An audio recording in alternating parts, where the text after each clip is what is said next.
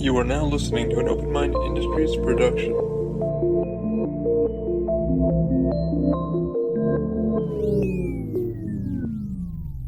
Welcome to Open Mind Industries podcast, The Mind Unleashed. Sit back, relax, and unleash your mind.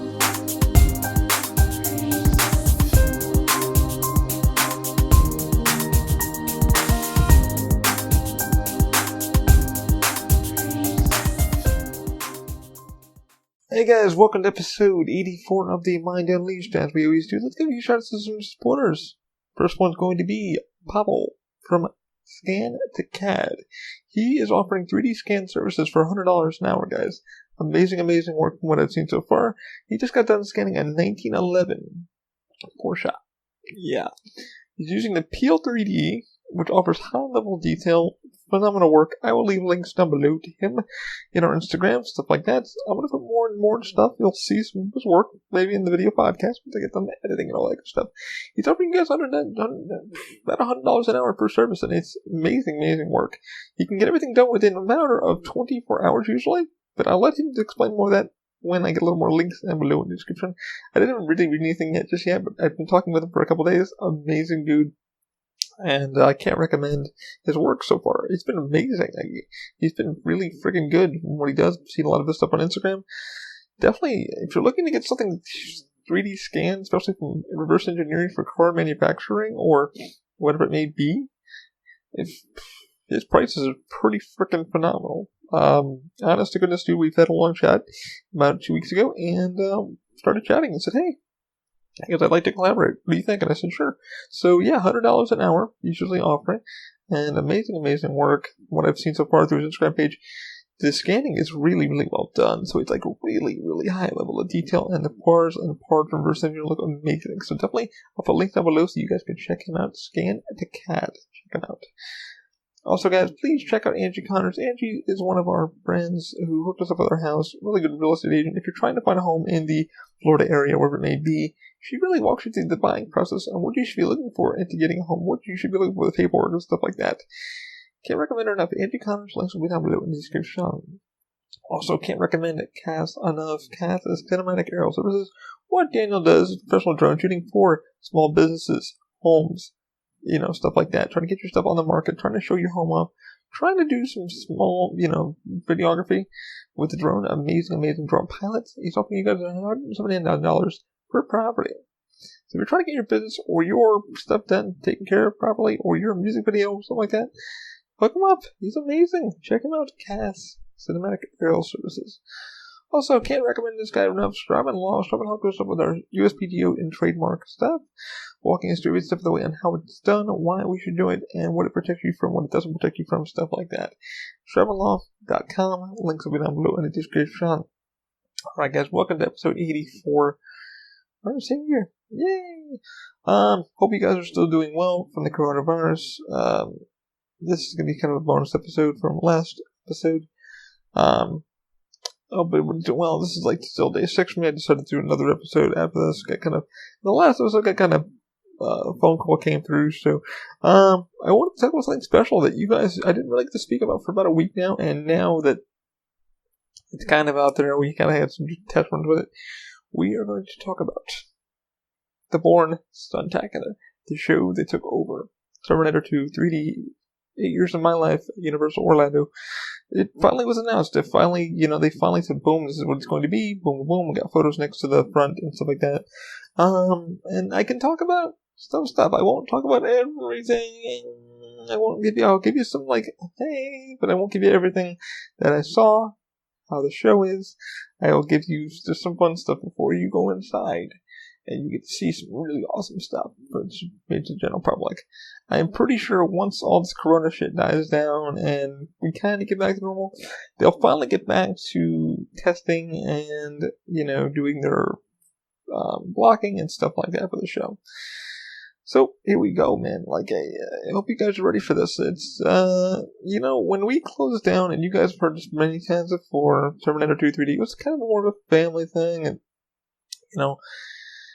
it was rushed. We really didn't know what the fuck we were getting, and honestly, I knew, like I said in many Terminator podcasts previous to this one, what was going on. There's a guy, I don't even know the engineer's name, the young kid who was doing, fabrication or working for creative. He was measuring the back area of Terminator. He was just saying, hey man, I don't know when you're closing, I just know that you're closing. This is when I was working in the pre-show area of Terminator 2. And that kind of didn't strike me as odd, because every freaking week we were being told, hey, you guys are closing down, we're not renewing contract. And they just would renew contract, and they would just renew it again, and the actors would be, Now I feel bad for a lot of the actors that, a lot of them, were out of work. A lot of them lost, hey, when it was done, it was done.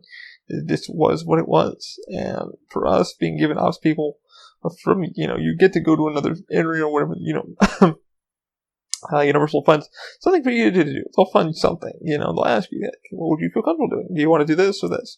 And luckily I chose, Fallon. Y'all know where I work. People have seen me and said, hey man, I saw the podcast.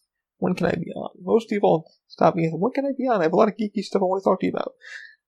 Door's always here. There's going to be a new link down below in the description so you guys can actually chime in on questions. Or if you'd like to be on, let me know, man. I've had one guy hit me up and say, hey man, I'd like to be on the podcast. When can I set up a date? And I said, when I have free time.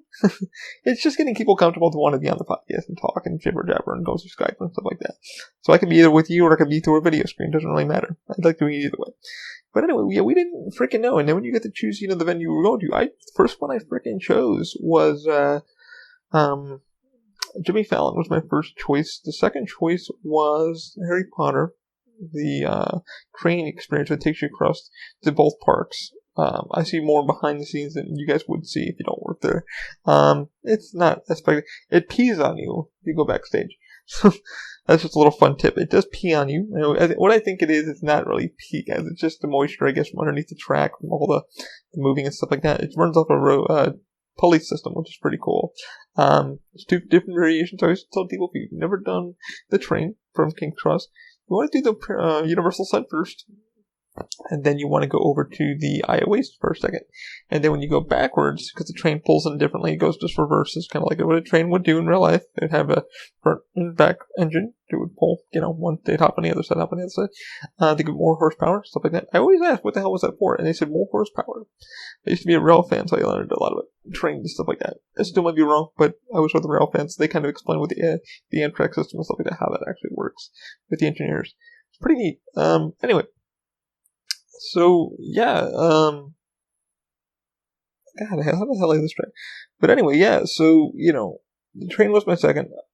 Believe it or not, Men in Black was my third. Now, I've been in Men in Black many times, worked there, was an agent for a long time, Agent Q. And I was there for quite a bit. I loved it. It was a good team. I was there for Horror Nights, back in 2010? Yeah, 2010, I believe, 2010 to 2011. I was there for maybe about half a year. Or no, probably a full year. I get my certifications and then kind of just said, I dropped them.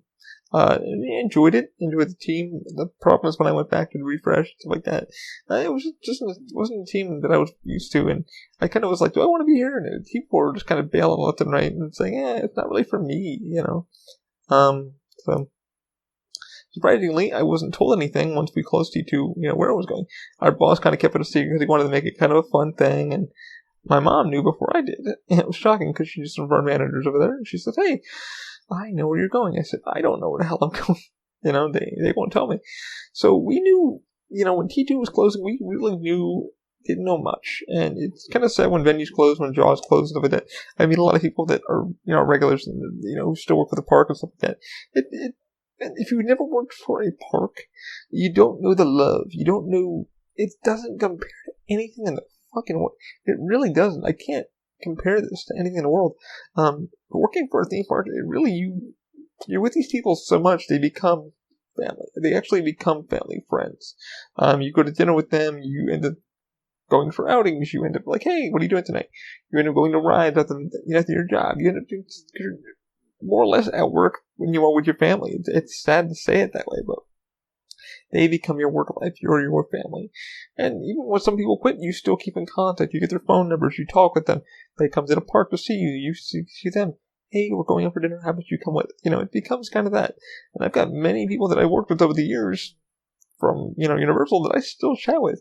And a lot of people, to try to kind of grasp our understanding of, like, why are y'all always together? Why are you always going, like, you guys are always playing, putt-putt golf or going out to the thing called Fun Spot here in Orlando, where you're going to do something weird at Disney, or don't you guys get bored? It becomes kind of a family.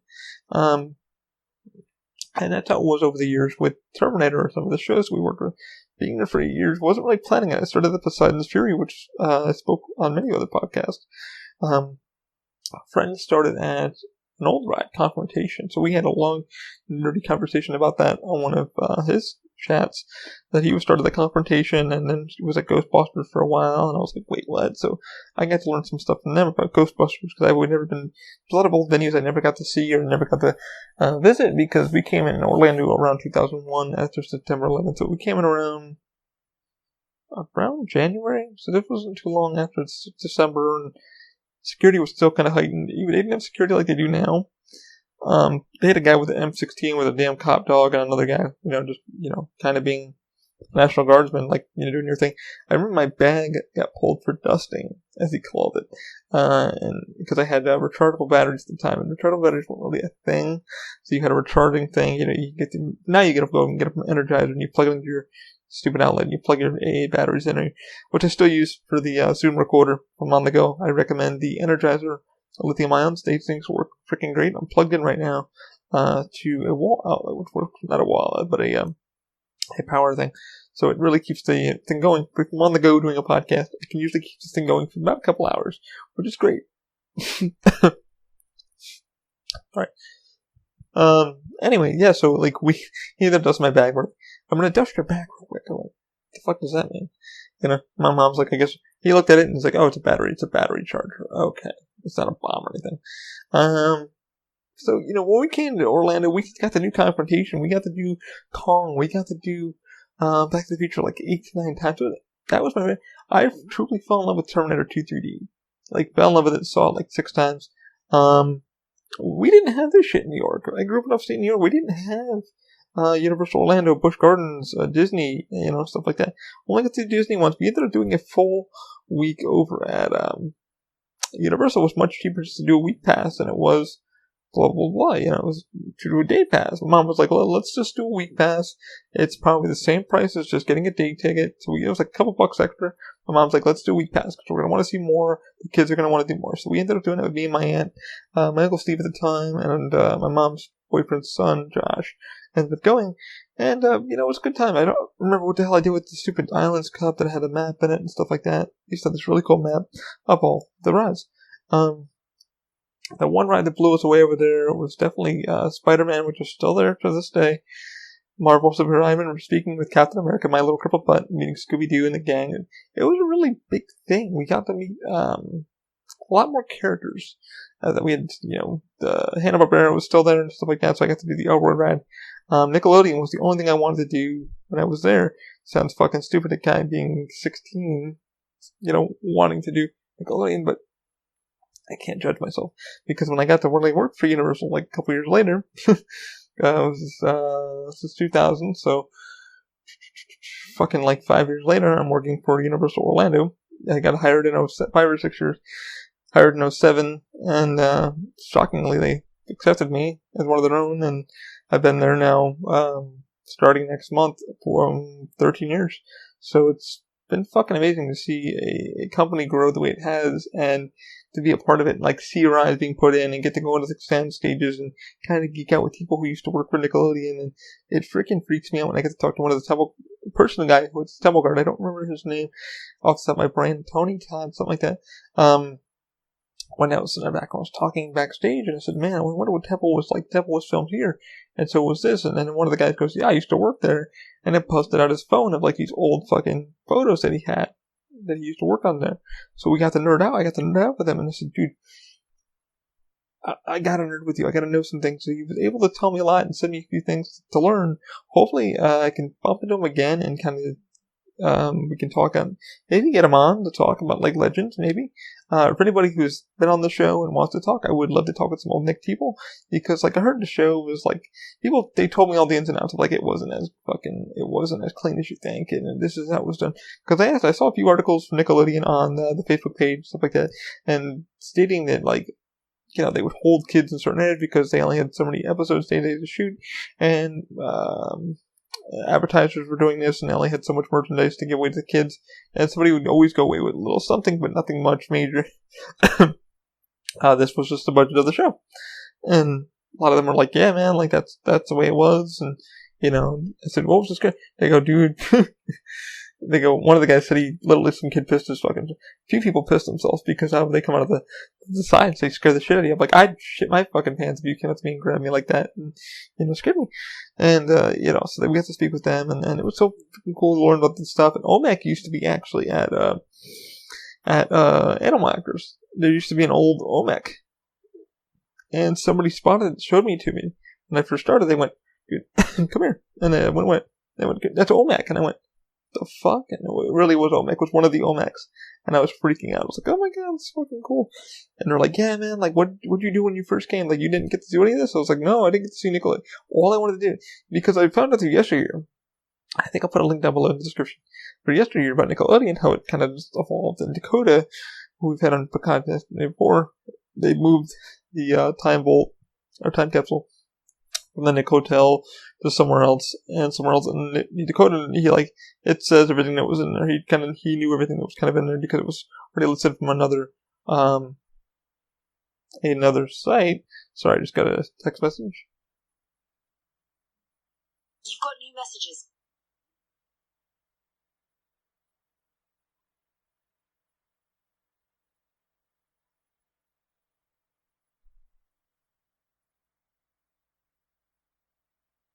Yeah. Sorry.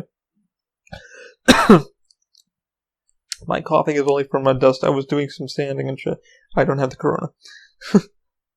I'm good. Don't have anything. No snot, no fever, no nothing like that. Just been standing. I've been doing a lot of resin printing, so I would highly recommend, because all the masks got sold out, so I've been using a lot of the dust masks, to do it outside and take your Dremel and kind of put it away from you.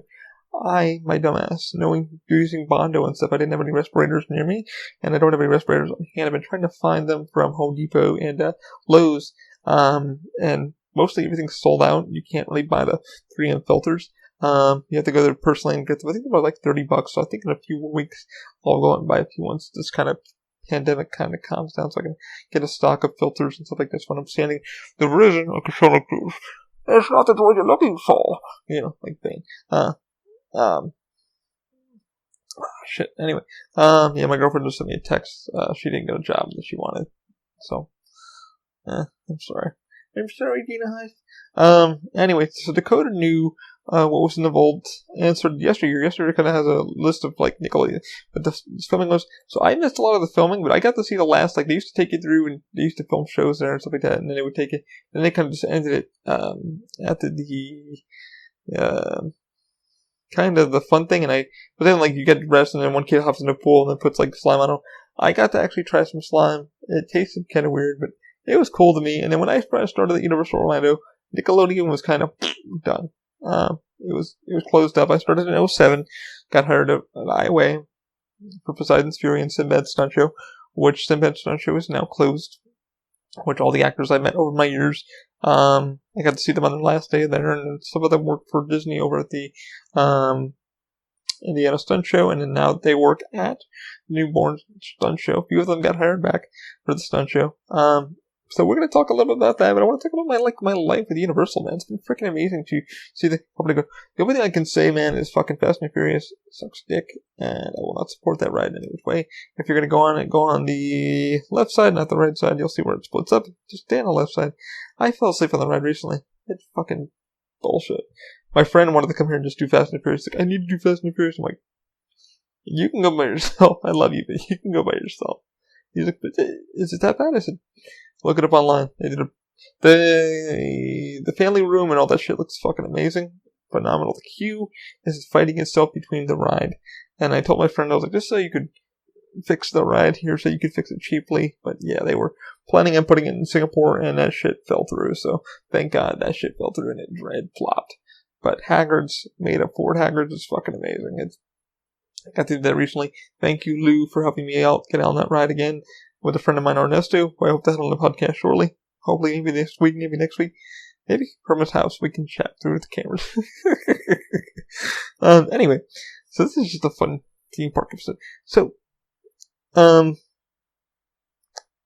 07 to 08, I finally go over to Terminator around the late 08 mark to the 09 mark. So I was there for about 8 years. I started at the Horror Makeup Show, which somebody spotted me from the podcast at Horror Makeup, and they went, I know you, and I went, do you know? And they went, yeah, you're the guy that does the open mind stuff. And I went, 3D printing, and so yeah. So thank you for spotting me. Shocked. And they've asked me some 3D printing questions, so you're welcome. Anyway, so I kind of went between those two venues for a long time, and we got told, like I said in the previous podcast, more recent and stuff like that, but I have a fun T2 thing which I'm going to surprise him with once I can mail it out to him. So hopefully that all happens soon. Anyway, so we finally get the notice. It's been about, let's see, the 2013 mark, we got a notice of closing. We didn't close. We get 2014, 2015. It started getting wild. I was ready to fucking leave anyway because it was like, you're around the same people every day and you're just like, I'm getting tired. I really want to go to... My goal was like to go to entertainment, and I was talking with other people, and then Open Mind started back in 2015. So I was kind of working my butt up to do what I do now. Podcast wasn't going on as it is now. And it was, honestly, Terminator was a fun venue, man. It was like, so many fun fucking stories between the film catching on fire, which I missed. But I remember one of our Terminators. You can see him in the last show. His name is Ben. Ben was walking up to me near. I was backstage. I just got to work, and Ben just stops. He goes, "Ben's Australian, really cool cat." Ben stops. Ollie. I went, yeah. He goes, "Were you here earlier?" I said, "No, I wasn't." And he goys, "Dude." He goes, "If you watch Gremlins before," I said, "Yeah." He goes, "Do you remember the movie theater scene?" I said, "Yeah, they were all sitting in, and the film kind of caught on." He goes, and everybody goes, "That's exactly what happened. That's exactly what happened." I went, "Oh shit!" So they were telling everybody, all the texts were telling me, and everybody, all the our show texts and blue shirts were telling me, and Ben was telling me in a very hilarious accent because he's got an Australian accent, coolest cat ever. He was telling me that the screen started going, and all of a sudden in the middle it started, and it like caught on. It was like the freaking Gremlins. Now Terminator didn't have digital film. It still didn't have digital film at this time, like Shrek does and Jimmy Fallon does, where they're using a different projector system, like a 4K projector system, to do and give you a thing. The new system at Bourne is not even that at all. It's going to blow your fucking mind. And I will speak a little bit about it, but I'm not going to give away the show. I'll just tell you what I saw, but you're going to have to, once you go, you're going to go and see it. Totally. The main show, a 9. The pre-show, I wish I wish there were performers. The queue is very bland. Now, it's the same queue from Terminator. Not much has changed. They just blew it up black. When you watch the video podcast, I think it's I Know Now Why You Cry, but that's something I can never do. I think it's like episode 18. This one. Yeah, maybe episode 18. Excuse me. Look it up, and I'll walk through the queue, and you can pretty much point out. But I'm gonna let you guys kind of once you see, you see. So the queue was kind of extended. It was blown out. Same kind of hallways, all that kind of stuff. So I got to walk to the back area just the other day, before all this pandemic crap happened, and I was trying to see another show of Bourne because I wanted to see it one more time. A couple of friends of ours got to go see it 3 times because with their entertainment, so they got to see more than we did. But I'm not going to spoil all of it, I promise. So Universal can calm down if they're legals listening to this and watching this. So when you do enter inside, it's kind of the same queue concept. And then there's like a car and a few things. For those, and I can understand why, we were always thinking when they were going to start the Bourne thing, we knew a couple of days ahead, I remember Ben stopping out front, and Ben, you would never recognize him as Terminator ever. So to this day, you probably would recognize him, but you probably wouldn't recognize him. And don't go looking him up. He's not on Facebook or any kind of media. Well, he's on Google and stuff. If you look at the last show, you'll see that that's the guy. But you'll never know. Because him and Mark Matthews, which I can say Mark's name because Mark was on many other podcasts about Terminator. So you'll find Mark.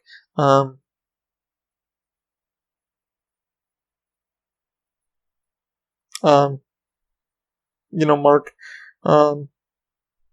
marketing would switch out throughout the day, because it was such an emotional day for everybody of Terminator closing, and me getting to know Alan from Evil Monkey Studios, which you guys, I hope to have him on the podcast sometime soon. Really cool cat, really blessed to know him as a friend. I met to work with his father years ago, and his father, just bringing Alan up real quick, was very awesome. His dad used to work for Barney. His dad was like, "What do you want to do with Universal?" I was like, "Oh, I want to do this and this," and kind of getting to stay. He said, "You got to talk with Alan. Alan's always carrying around his props." I think he ended up making a Halo gun, like an actual Halo, the assault rifle, which he did. Super badass. I got to see it once, and I helped him out with some Evil Monkey stuff. Excuse me. God, burping and barping and coughing. But, got to work with Alan over the years and kind of learn about the stuff. He's actually in one of my last day posts. Really cool cat. I'm glad he got to work on some Galaxy's Edge stuff and some Nintendo stuff, which I'm not allowed to talk about. Can't even talk about what I kind of know, what's going on over there. I can't wait to see what Nintendo's finally going to become and see what it's going to be like. I'm super stoked for, the commercial. Got more stoked for that than I am Star Wars Land. Still think it'd do Rise of Resistance, but it is what it is. Everybody's like, stop stalling on the Bourne stuff. There's not really much I can say about the Bourne stuff. I'm just going to tell you what I kind of know. I will say that when you enter, it's going to be like I said, watch the podcast previously. They're still using the extended queue, which pretty much, I don't know how they're going to do. A friend of mine said they had to redo the pre-show. The viewing that I saw was the second making of it. Apparently creative, and everybody said, not it. Now, the pre-show is cool. It's kind of weird. And I'm not going to give too much away, is that they're going to explain a lot of, for those who don't know the Bourne movies, the Bourne franchise, of what Treadstone is. When I saw one of our main COOs, I said to him in the store, I said, "Hey man, you should have called it the Treadstone Experience. That would have been much better." And still to this day, I think it's a good name, the Treadstone Experience, because it's a training program that they use. The Treadstone is the protocol name of what they were trained under. That was the code name. And like I said, the queue is pretty much the same. There's a car, there's a motorcycle, and then there's kind of a sequence of why the hell there's a car and a bike in the queue. It's very bland. It's supposed to be like CIA kind of presidential kind of thing. When you do walk up forward, it kind of splits you into two groups. I don't know how this is going to go with the express or regular. And then they bring you into the pre-show. And you are explained through a video, huge thing, of what the hell's going on, who the hell Bourne is, what the agenda is of the stunt show. What the agenda is, why, this is a stunt show. Essentially, it's all going to be explained to you. I'm not going to give anything much away. But when you're done with that, it's about 6 to 7 minutes, maybe longer. I don't know. I didn't really count. I was just kind of like, you could barely hear anybody over the intercom.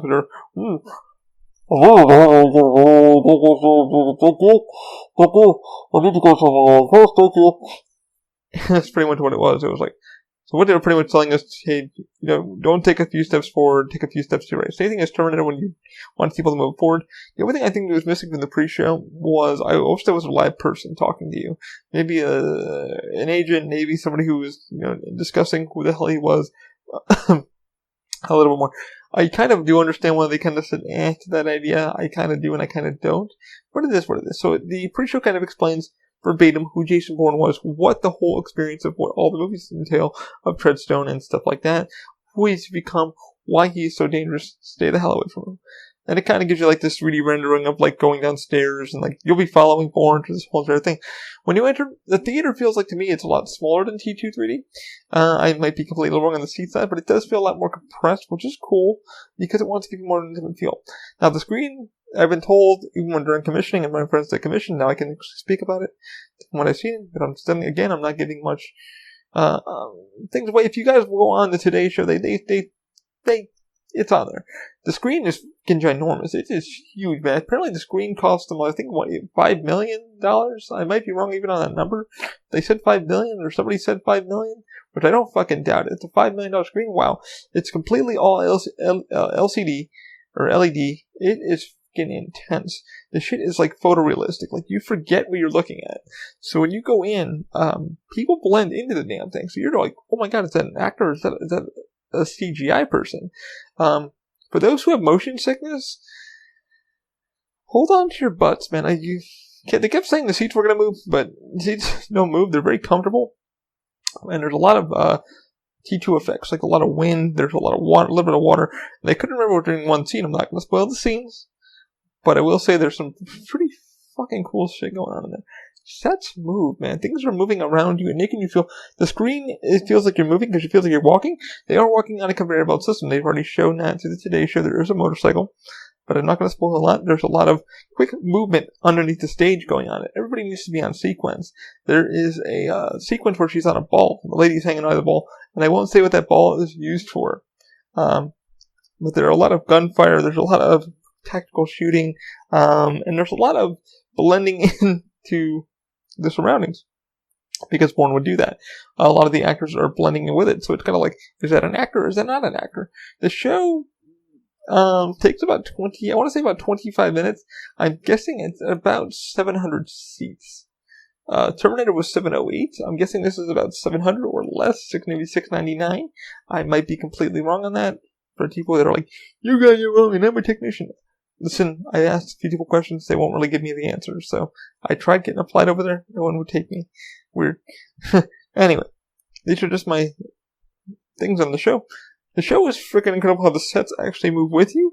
Some people with motion sickness might actually get sick because the LCD is really, really, really smooth, with the way they walk on the conveyor belt system. If you want to look at the Today Show, it's there. The ball system, like what she was hanging on, I can't say what it's used for.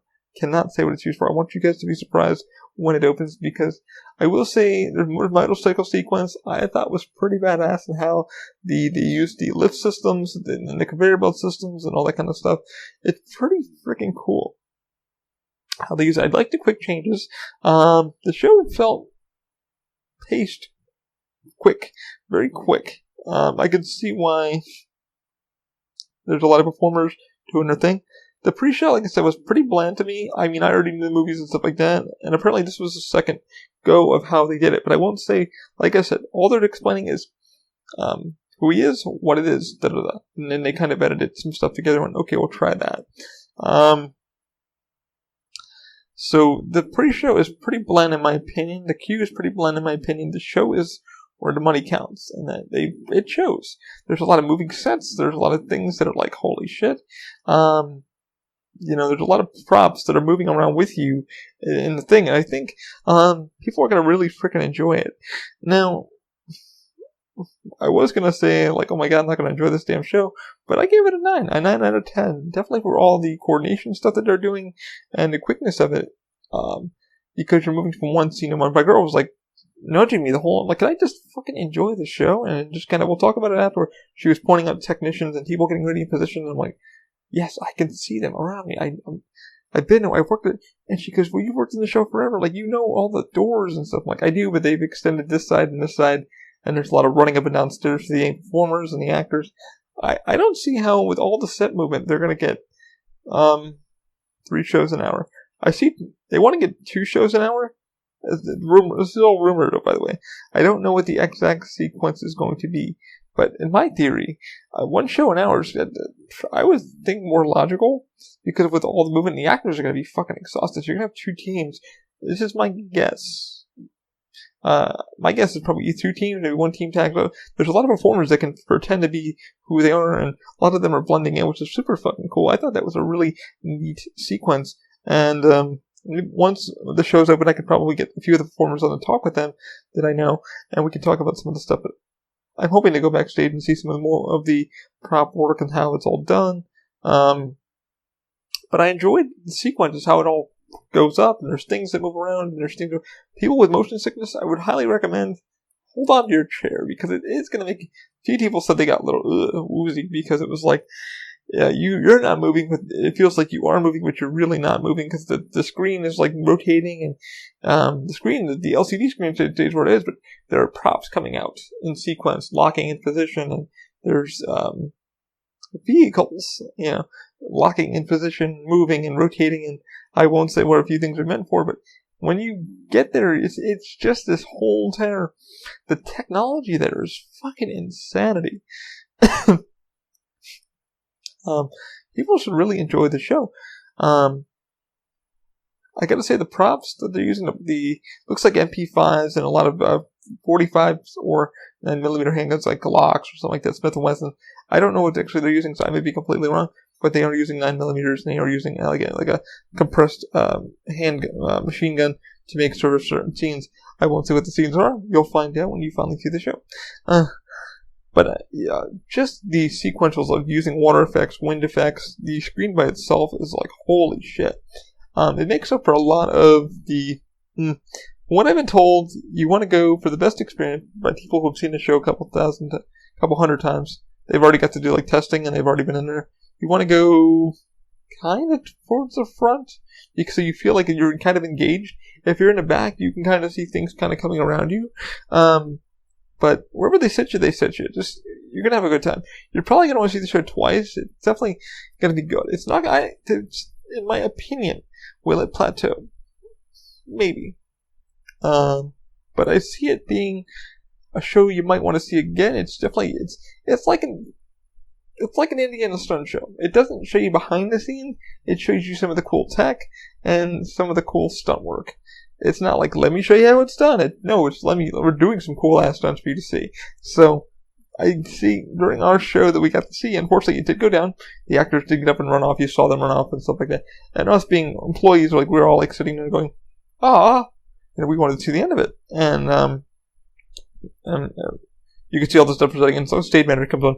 Attention, everybody, we need you guys to stay where you are. We're going to do a quick reset, and we should get back to normal in just a quick second. Thank you for your patience.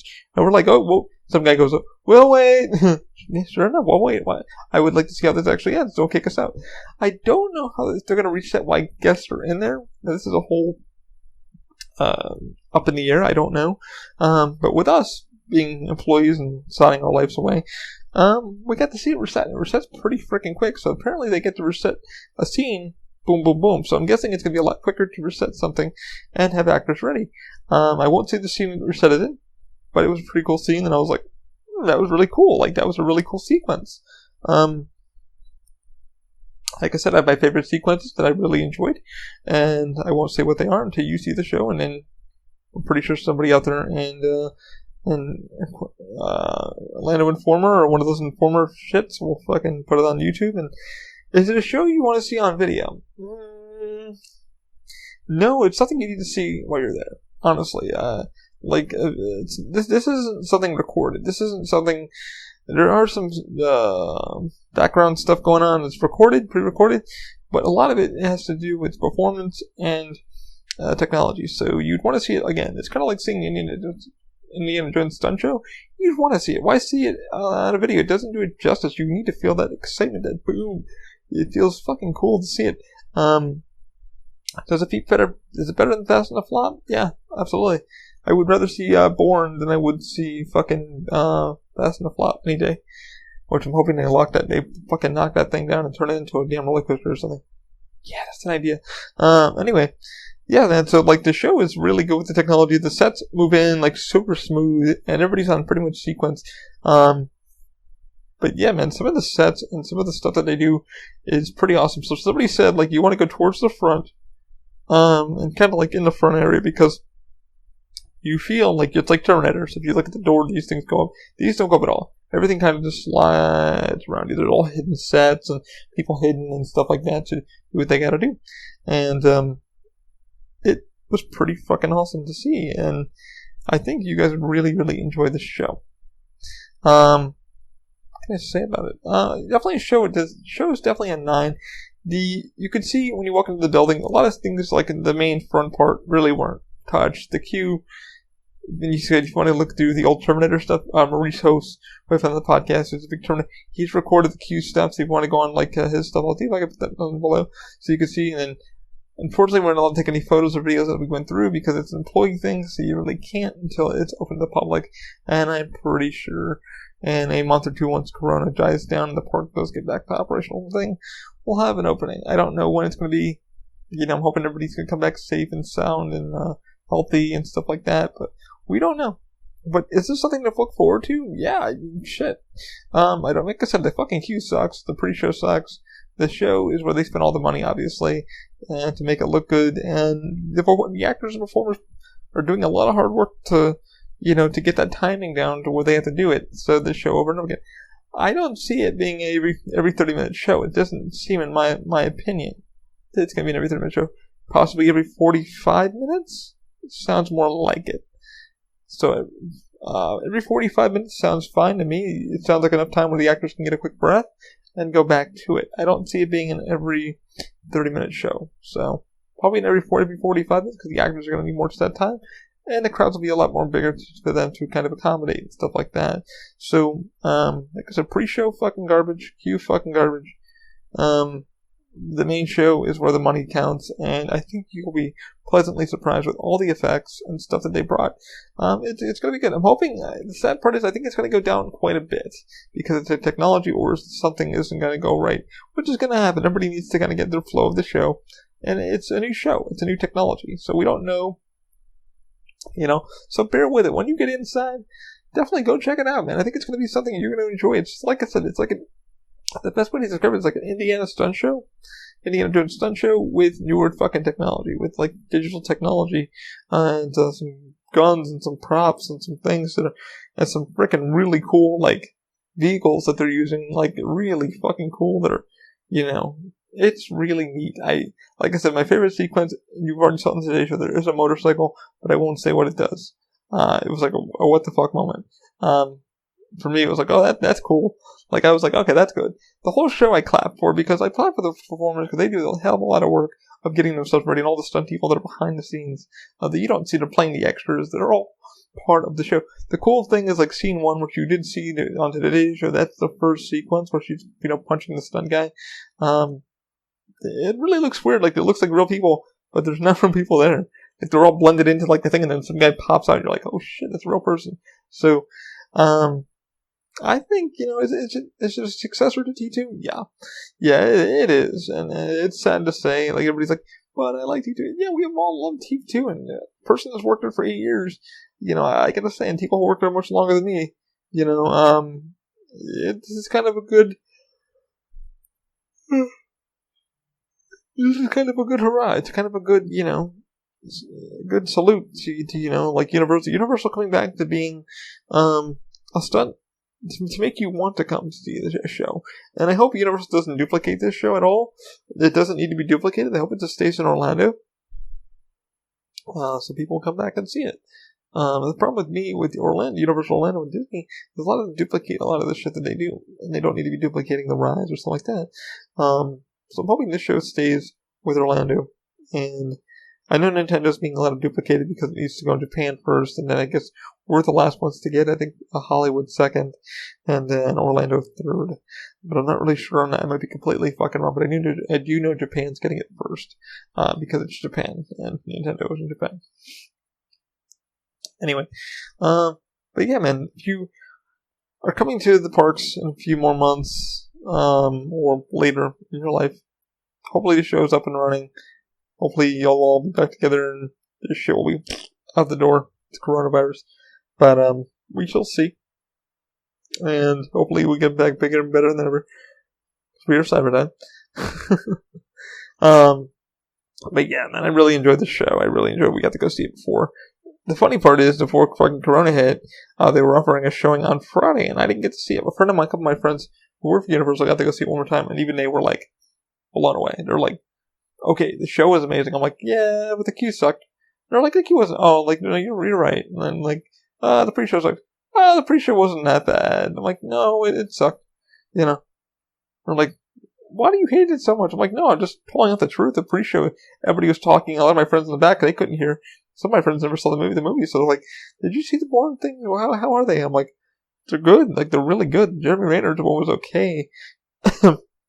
But the first two were good, and then the last one was really good, which kind of explains, about him and stuff like that, and how the Treadstone, his father's the one who designed it and stuff like that. So I recommend maybe brush up on YouTube or kind of watch them. They're really fucking good movies. They're really good. This is when Universal was making some really good films, and I don't know what the hell they're doing now. So, I mean, I like the Mummy movie. Everybody was like, I hate the movie. like the movie. I wish they started out, like my buddy said, Pernesco said, they started out with maybe Dracula, like a really good Dracula, and then started that with the Dark Universe. But I kind of hope in later times they do, but come up with a good Dracula, a good Invisible Man. I would love to see a good Invisible Man, or something like that. Some good old Universal classics. So I'm hoping Epic Universe is claiming to have a Monsters Island, or whatever, the Monsters area. So I'm kind of Universal Monsters, so I'm kind of, everybody is like, I hope they don't fuck that. Everybody who likes the monsters, like, hoping they don't fuck that up, but we shall see. We'll see. But yeah, Jason Bourne, the whole Bourne thing. The store, though, is fucking bright. This is the one thing we were walking out the other day, and one of the guys working at the end, we were just talking, because people were putting it on YouTube and the doors blow open. Because of all the air pressure. And he was stating that that the wardrobe is kind of weird because he wished they would wear the fatigue pants, stuff like that. He's like, we gotta wear this like presidential gear, which is like a vest, blue vest and stuff like that. So, and the store is just really fucking bright. So they were all telling me, like, when they were watching the show, testing it, like they were getting like motion sickness just standing there because they forgot what they were. They forgot, like, oh shit, I'm at a show, you know. So the store has a lot of monster stuff. And a lot of Jason Bourne's t-shirts, shirts, keychains, stuff like that.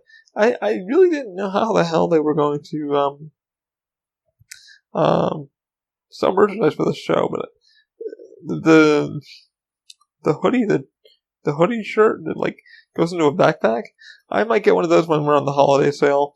That might be a good idea. So hopefully, they come down in price. But yeah, I mean, the show is going to be amazing. It's going to be good. People are going to be treated well to a good show. Definitely a 9. The pre-show, the queue, it's like T2's. T2's queue was cool because I had like the old video. But then when they switched over to Genesis, which I can now say, it's sort of been closed for now 2 years. They were switching over to Genesis, but I only got to see that clip it like once in my life, and I don't really remember much of it because it was so fast. It was like, in Genesis, and you're like, oh shit. And, this one kind of just like the video screens, like Terminator was, like upgraded screens, and it's kind of like a quiz thing, and you're kind of getting ready for a show. You're kind of getting ready to go into the CIA and them explain what the hell's going on, who you're looking for, and then kind of seeing, trying to find Jason Bourne, but not engaging Jason Bourne. So there's going to be a lot of Jason Bourne stuff. Yeah, like I said, you're going to enjoy the show. It's definitely, don't knock it until you try it. I mean, we've all seen it, and many people have been trying to sneak in and catch it. And when I was there at the exit, in my wardrobe and working and stuff like that, I know a couple of people, like either from Orlando Informer or some of those media stupid companies come walking up and they go, is they doing testing or is it just you that lie? And it's like, if you're part of Orlando Informer, you should know, or if you're part of this group. I didn't ask any of this, but I think one of them was, because he kind of gave me, he was on the phone with somebody and he was like, well, I'll find out they're doing this, and I'll find out so-and-so. I'll be talking with him in the office. I guess somebody was part of the media for one of those stupid companies. I mean, if they're that fucking good, Universal will tell you. If you're that fucking good and you're that media frenzy, you should know. Don't ask us. So we didn't even know. But yeah, they asked us, like, oh, and like, no, it's real, but it's only for the employees. They want to test the employees first, because they can kill us. Wink, wink. Just kidding. We just have a lot of NDAs and shit, so we don't have to, like I said, I'm very coy about what the show is going to be. I can't say a lot until it's, like, finally up, and then I can, like, did you see that? But yeah, like I said, today's show had some of the stuff on, so you'll be able to see some of the stuff, and if they turn the camera so you can see the seats, but the seats look like it's on the today's show, so you can look it up. I'm not spoiling anything. Universal already, it's out there. I just can't spoil like what I really saw. So, but I can say what I saw about like the moving sets and the screen and stuff like that. So, like I said, that screen's like 5 mil. Holy shit. It looks like it, especially from far back. But so the recommended seat is in the front towards like second or third, because you feel more compressed, so stuff's not like you don't see it coming. Like, ooh, there's a set coming. Even being far back, I didn't mind that. I didn't mind seeing a set coming because it was cool seeing it set up and going, where are we at now? What's part of the show we think now? So it was a quick setup and it was a quick thing. And like I said, my favorite part is the bike scene, and I won't tell you where that is or when it's going to happen. And there's a few other scenes that I liked that I won't spoil. But yeah, like I said, the queue sucks. This, that, and the other thing sucks. The pre-show, like I said, I was told by a friend that was the second making of the pre-show because the first one sucked. So I'm like, why didn't they just stick a person in there? And he's like, yeah, somebody else did the same thing. Why they just put a person in there? I just thought it would be more interactive having a person from Treadstone talking to you, kind of explaining what the hell they're looking for. I can't say what's in the pre-show. I can't say who's in the video or what the hell. I can just say they're explaining. For those who've never seen a movie, they're explaining what the hell is going on. So, and there's a pretty cool Easter egg. Like, apparently with the annual pass holders, they're in a clip it. I won't say where, but they're in a clip it somewhere in the queue or the pre-show. We'll say that. I can't say whereabouts. I can't say for how long or who's in it because I don't even know. I did see a few people, so I'll let you guys see it before anything. But yeah, I wish the pre-show was more kind of interactive. They were more talking with you and stuff like that. But it's a pre-show. It's a stunt show. It's not meant to be like a really hard themed or anything like that. It's a freaking stunt show, and you're gonna enjoy it. And like I said, a 9 for the stunt show. For the queue and the pre-show, they really sucked, in my opinion. And they need to fix the audio in the goddamn intercoms because I almost wanted to walk up to the girl and go, mute the mic, mute the audio, and then talk because that's how we had to do it at T2. You had to go, okay, ladies, I want you to take a few steps forward and a few steps to your right, please. With the exception of those in the very front, with everyone else, please take a few steps forward and a few steps to your right. Thank you. That's what you're saying. All you heard from them was, that's what you heard. That's all you fucking heard. I was like, they had a freaking mic system or what? So, the pre-show from Kurt Rider has very much changed. There's nothing pretty much T2 related at all, except for the queue. The queue pretty much gives that T2 vibe. You'll know what I mean. When you'll see. I just got to follow her on Instagram. Thank you for the follow. What is your name? 8-Story Tree? 8-Story Tree. That's the name I got.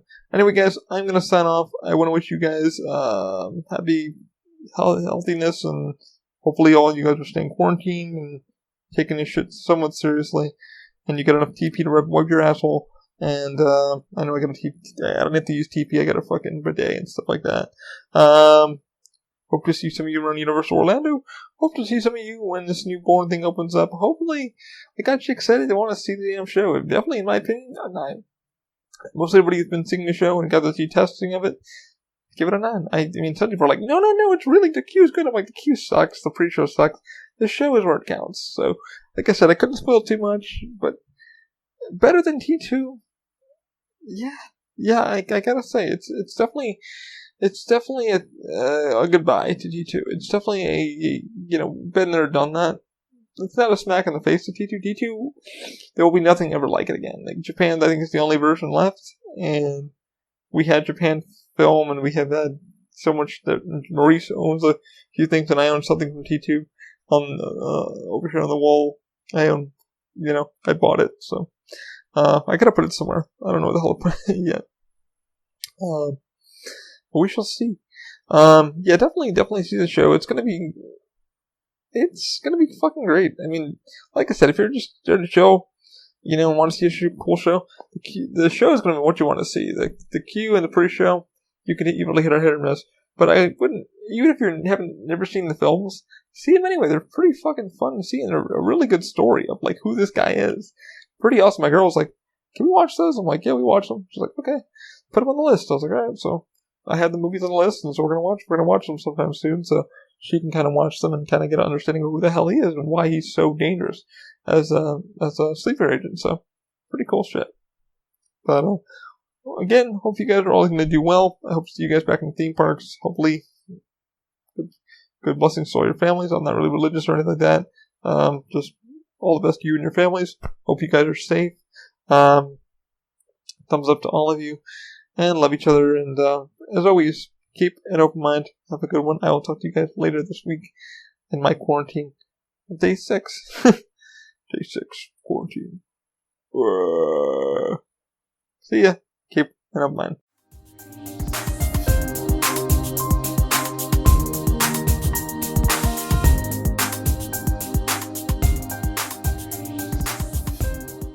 You've been listening to an Open Mind Industries production. For everything Open Mind, visit openmindindustries.com. Keep an open mind.